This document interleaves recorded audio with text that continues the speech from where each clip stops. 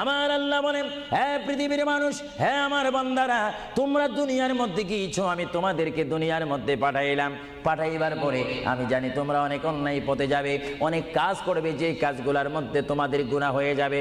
হ্যাঁ বান্দা, তোমরা গুনাহ করবে তাও আমি ভালো মতো জানি, তোমরা পাপ করবে তাও আমি ভালো মতো জানি।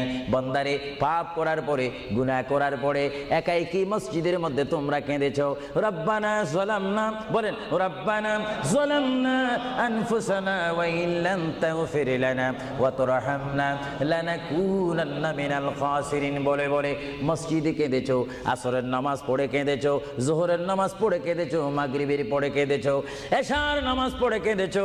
এ বান্দা, নামাজের মুসল্লা যখন বসে যাও, আমি আল্লাহকে তোমরা বারবার বল, আল্লাহ গো আমার গুনাহ মাফ করে দাও।